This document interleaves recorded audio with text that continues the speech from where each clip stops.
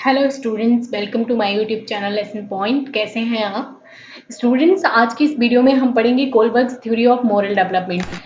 मैंने अपने first video में पढ़ाया था gene Piaget's cognitive development theory. Second video में हमने पढ़ा था लेपाइगोत्स्की सोशल डेवलपमेंट थ्योरी, और इस वीडियो में हम पढ़ेंगे Kohlberg's theory of moral development. तो जो लॉरेंस कोलबर्ग थे, इनका फुल नेम था इनका फुल नेम था लॉरेंस कोलबर्ग, और वैसे इनको जाना जाता है कोलबर्ग्स थ्योरी से। तो इनकी जो टाइमिंग थी 1927 टू 1987। ओके, अब हम सबसे पहले इनके इंट्रोडक्शन के बारे में जानेंगे, उसके बाद हम इनकी स्टेजेस के बारे में जानेंगे जो जो उन्होंने मोरल डेवलपमेंट के लिए दी थी। तो फर्स्ट पॉइंट ये है इनका जो इंट्रोडक्शन है। Lawrence Kohlberg was an American psychologist best known for his theory of stages of moral development. Lawrence Kohlberg जो थे वो एक अमेरिकन साइकोलॉजिस्ट थे, और बेस्ट नोन ये अपनी theory of stages of moral development के बारे में जाने जाते हैं। अब यहाँ पे देखिएगा आप, ये जो थे वो अमेरिकन साइकोलॉजिस्ट थे कोलबर्ग, और जो जीन पियाजेस थे वो एक स्विस साइकोलॉजिस्ट थे, और सेकंड जो थे लेव वाइगोत्स्की, वो एक रशियन साइकोलॉजिस्ट थे। तो यहाँ पर अगर क्वेश्चन बनता है तो आप इन तीनों को माइंड में रखिएगा, ये बहुत ही ज्यादा इंपॉर्टेंट है। तो ये पॉइंट था कोलबर्ग के बारे में। सेकंड था he served as a professor in psychology department at the University of Chicago and at the Graduate School of Education at Harvard University. इन्होंने एक प्रोफेसर के पद पर कार्य किया शिकागो यूनिवर्सिटी के साइकोलॉजी डिपार्टमेंट में, और इन्होंने हार्वर्ड यूनिवर्सिटी के ग्रेजुएट स्कूल ऑफ एजुकेशन में भी कार्य किया। और थर्ड पॉइंट ये है कि he is the close follower of Jean Piaget's theory of cognitive development. ये Jean Piaget's cognitive development theory के क्लोज फॉलोअर थे, और उन्होंने उसी से रिलेट करके स्टेजेस ऑफ मोरल डेवलपमेंट दिए थे। अब हम पढ़ेंगे Kohlberg's theory of moral development. तो इससे पहले ये जो था, this is all about Kohlberg's. तो ये उनके बारे में था। अब हम उनकी जो थ्योरी है मोरल डेवलपमेंट, उसके बारे में पढ़ेंगे। तो मोरल डेवलपमेंट थ्योरी में इन्होंने बताया था Kohlberg's theory holds that moral reasoning which is the basis of ethical behaviour. इनकी जो थ्योरी है वो मोरल रीजनिंग को होल्ड करती है, जो कि आधार है किसका, एथिकल बिहेवियर का। तो it has a six identifiable developmental constructive stages, each more adequate at responding to moral dilemmas than the last. होलवर्क का सिद्धांत मानता है कि नैतिक तर्क, जो कि नैतिक व्यवहार का आधार है, इसके 6 पहचानने योग्य विकासात्मक रचनात्मक चरण हैं जो कि इन्होंने दिए हैं, और प्रत्येक अंतिम की तुलना में नैतिक दुविधाओं का जवाब देने के लिए अधिक पर्याप्त है। मतलब हर जो स्टेज है वो अपने अपने से पहले वाले को मतलब तर्क करता है, अपने पहले वाले की तुलना में ज्यादा बेस्ट है। तो इस तरह से इन्होंने सिक्स स्टेजेस दी हैं, जिनके बारे में हम डिटेल में पढ़ेंगे।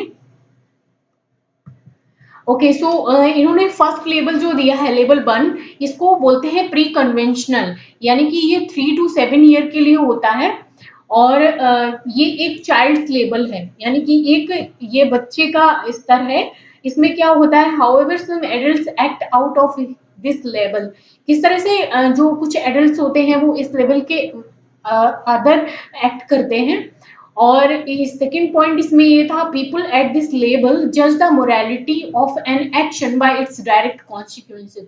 अब इस लेवल में हम जैसे कि जानते हैं एक चाइल्ड लेवल है, तो इस स्तर पर लोग किसी कार्यवाही की नैतिकता को उसके प्रत्यक्ष परिणामों से आंकते हैं। मतलब जो छोटे बच्चे होते हैं वो कोई भी काम करते हैं तो वो उसकी मोरालिटी को नहीं देखते, वो वहां पे ये देखते हैं कि उसका रिजल्ट क्या आने वाला है, वही उसकी मोरालिटी है। नेक्स्ट ये है पॉइंट, केवल एक अहंकारी तरीके से स्वयं से संबंधित है।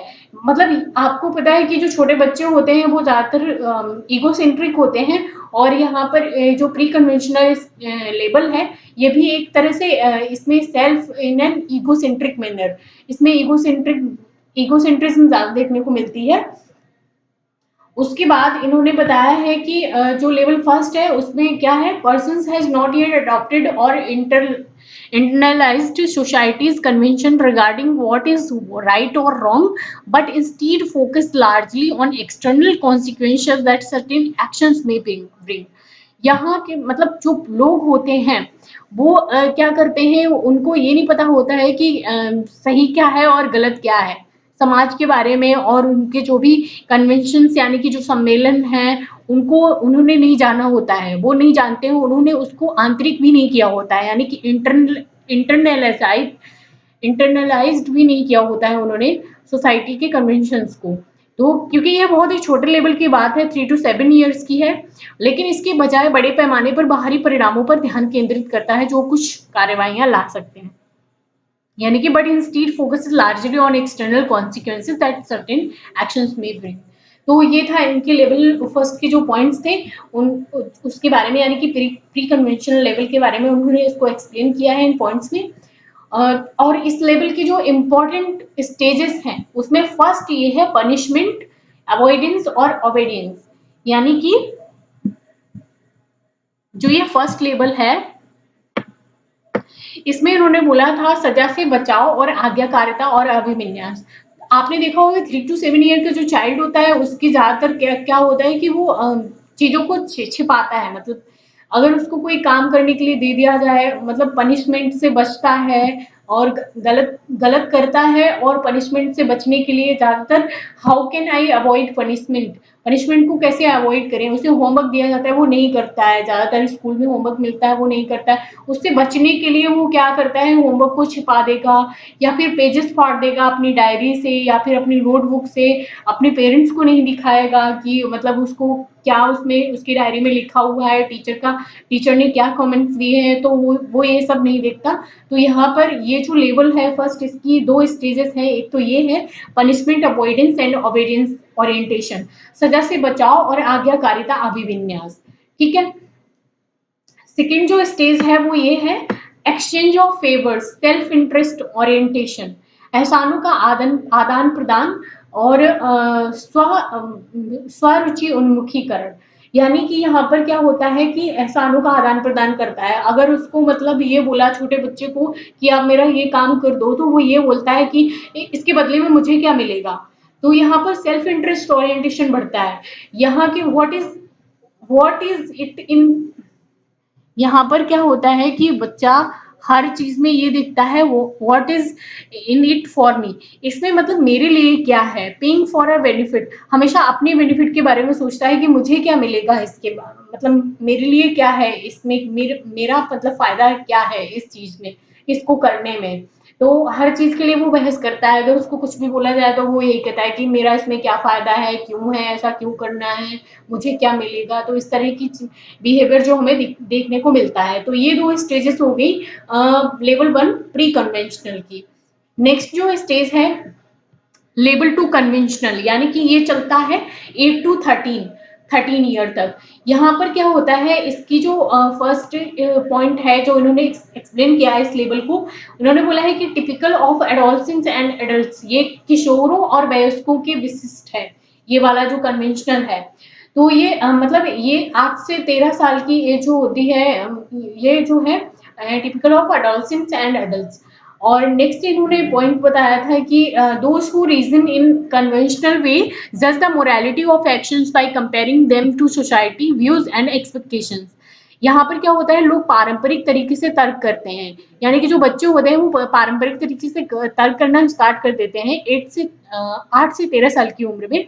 वे समाज के विचारों और अपेक्षाओं के साथ तुलना करके कार्यों की नैतिकता का न्याय करते हैं, मतलब उन्हें ये लगता है कि सोसाइटी क्या एक्सपेक्ट करती है हमसे, और ये कार्य मतलब करने से क्या होगा, मतलब उनको ये कंपेयर करते रहते हैं नई नई चीजों को कि ऐसा क्यों हो रहा है, और मतलब जस्टिस के लिए बोलते हैं यहाँ पर। तो ये एज जो है those who reason in conventional ways just the morality of actions, यहाँ पर वो नैतिकता का न्याय करते हैं, मतलब ये चीजें करना सीख जाते हैं कई बार, अगर उनके सामने कुछ भी बोल दिया जाए तो वो अक्सर मतलब ये मतलब उसकी रीजन जानना चाहते हैं कि आप ऐसा क्यों कर रहे हो, या कुछ मतलब इस तरह से उनको समझ आ जाती है इस एज में। नेक्स्ट ये है at this level an individual Awez rules and follows society's norms even when there are no consequences or obedience or disobedience। इस स्तर पर एक व्यक्ति नियमों का पालन करता है और समाज के मानदंडों का पालन करता है, भले ही आज्ञाकारिता या अवज्ञा की कोई परिणाम ना हो। मतलब इस लेवल पे क्या होता है कि बच्चों में मोरालिटी आ जाती है, अगर उनको मतलब क्या सही है या क्या गलत है। ज़्यादातर बच्चे क्या करते हैं, अगर टैप खुला रह गया है तो जाके उसको तुरंत दौड़ के बंद करके आते हैं। घर में किसी बड़े ने ऐसा कर दिया है तो उसको बोल के आते हैं कि आप उस टैप को बंद करो। या फिर इस मतलब पिछले टाइम स्वच्छ भारत अभियान चल रहा था, तो मैंने बहुत सारे बच्चों में ये नोटिस किया, छोटे बच्चे जो थे अगर किसी भी एडल्ट को या किसी बड़े को कूड़ा वगैरह बाहर डालते हुए देख लेते थे, तो तुरंत जाके उसको मना करते थे कि आप ऐसा नहीं करिए, और खुद जाके उस कूड़े को डस्टबिन में डालते थे। तो ये लेवल जो है कि यहाँ पर रूल्स और रेगुलेशंस और सोसाइटी के नॉर्म्स को फॉलो करना सीख जाते हैं जो बच्चे होते हैं इस लेवल के। और भले ही मतलब उन्हें ये लगता है कि ओबीडियंस और डिसोबीडियंस का कोई भी रिजल्ट क्यों ना हो, मतलब थोड़े से जिद्दी भी हो जाते हैं और वो करते हैं जो उन्हें ठीक लगता है। Adherence to rules and conventions is somewhat rigid, however. हालांकि नियमों और परंपराओं का पालन कुछ कठोर है। मतलब ये तो सिंपल सी बात है कि नियमों और परंपराओं को मानना बहुत ही कठिन काम है, और इस एज में भी इसे ही सब झेलना पड़ता है। कई बार मानते हैं, कई बार नहीं मानते हैं, पर उसका रिजल्ट जो भी हो, पर करते वही है। ठीक है। अब इस लेवल के जो स्टेजेस हैं, थर्ड स्टेज ये है जैसे कि गुड बॉय या good girl, interpersonal accord to conformity, पारस्परिक सहमति और अनुरूपता आ जाती है सोशल नॉर्म्स के लिए, या फिर द गुड बॉय या गुड गर्ल एटीट्यूड, मतलब वो एक अभिप्रेरणा आ जाती है, एक एटीट्यूड आ जाता है कि मैं गुड गर्ल हूँ या मैं गुड बॉय हूँ, तो मुझे सबके साथ अच्छा बिहेवियर करना है, सबको गुड मैनर्स सीखते हैं। तो ये सारी चीजें जो होती हैं वो इस थर्ड स्टेज में होती हैं। फोर्थ जो है लॉ एंड ऑर्डर, यहाँ पे क्या होता है कि यहाँ पर बच्चे जो हैं वो लॉ एंड ऑर्डर मानना और उसको समझना सीख जाते हैं। उन्मुखीकरण बनाए रखने वाले प्राधिकरण और समाज की व्यवस्था, authority and social order maintaining orientation. इसमें क्या होता है कि अथॉरिटी जो है उसके बारे में, या फिर कोई सोशल लॉ एंड ऑर्डर है जो उनको मानना सीख जाते हैं। एनसीसी वगैरह एनएसएस में जाके कुछ वर्क करते हैं, और इस तरह की थोड़ा सा समाज सेवा वाला वो रूल आ जाता है, और चीज़ों को समझना, और लॉ एंड ऑर्डर मोरालिटी बोलते हैं इसको। तो यहाँ पर बच्चे जो है ये सब सीख जाते हैं। ये थोड़ा हायर लेवल का है। लेवल 2 के ये दोनों स्टेजेस जो हैं वो इम्पोर्टेंट हैं। आपको ये ध्यान रखना है, ये गुड बॉय और गुड गर्ल वाला स्टेज है, लॉ एंड ऑर्डर वाला है फोर्थ वाला। और इंटरपर्सनल अकॉर्ड टू कंफर्मिटी इसमें आ जाती है। इसमें authority and social order maintaining orientation, यानी कि अथॉरिटी और सोशल ऑर्डर जो भी होते हैं उनको मानने लगते हैं, समझने लगते हैं व्यवस्था को। और जैसे कि आप इस जीआईएफ से भी समझ सकते हैं। अब नेक्स्ट लेवल जो है वो थर्ड लेवल था इनका, जिसको बोलते हैं पोस्ट कन्वेंशनल, यानी कि अडल्टहुड। तो ये अडल्टहुड के बारे में है, जैसे कि there is a growing realisation that individual are separate entities from society. इस पे कैसे होता है कि जो इंडिविजुअल है वो एक सेपरेट एंटिटी है सोसाइटी से, मतलब सोसाइटी से एक अलग है। And that individuals on perspective में take precedence over society's view.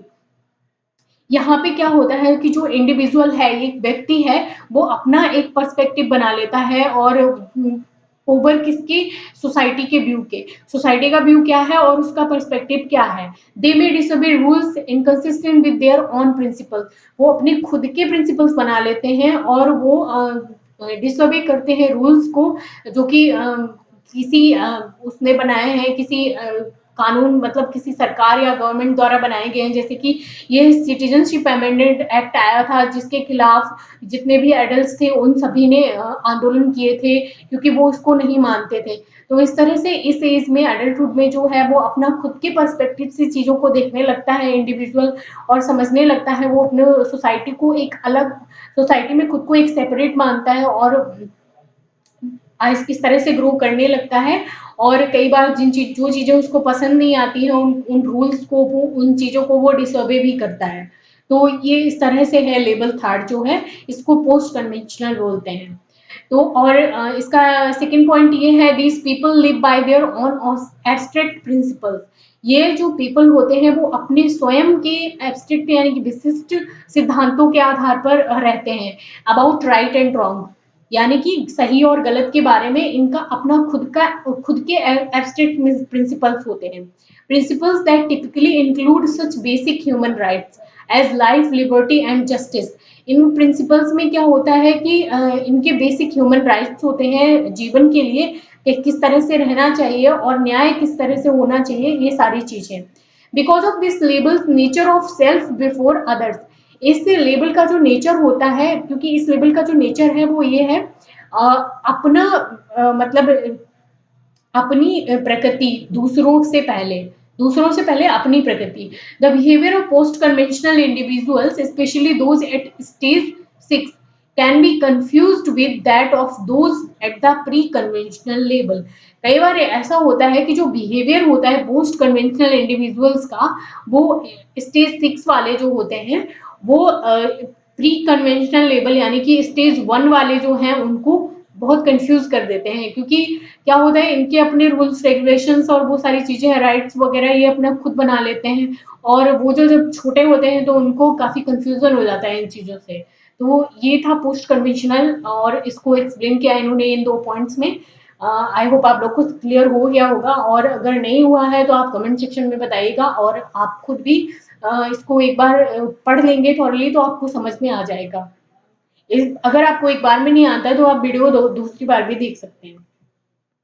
Okay, सो आप लेवल थर्ड की बात, लेवल थर्ड में जो स्टेजेस हैं यानी कि 5th और 6th स्टेज। 5th स्टेज में क्या है, सोशल कॉन्ट्रैक्ट ओरिएंटेशन।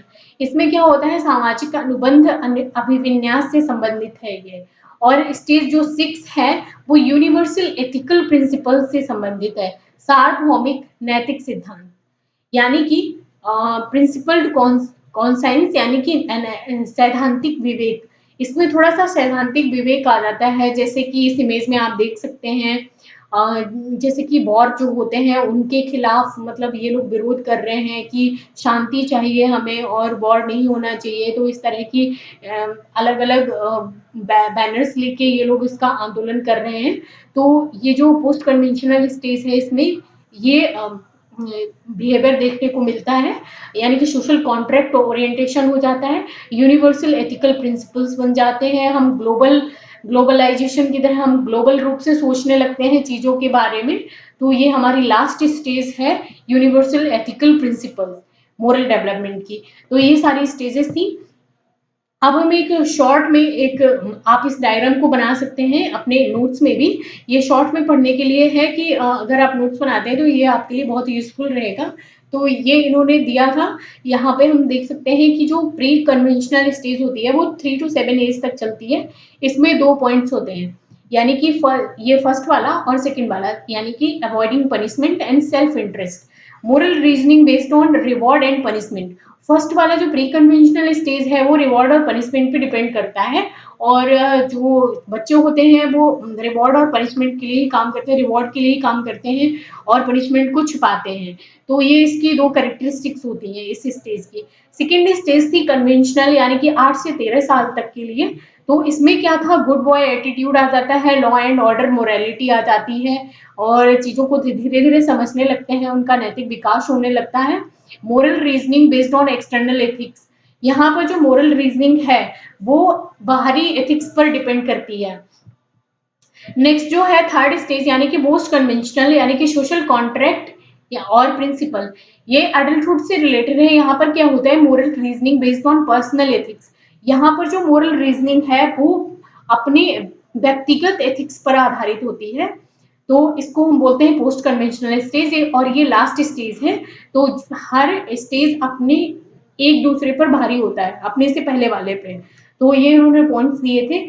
और okay, so this is all about Lawrence Kohlberg moral development theory. अगर इसमें कुछ रह गया है तो आप कमेंट सेक्शन में बता सकते हैं, मैं उस पर भी वीडियो बना दूंगी। Thank you so much, best of luck for your exams.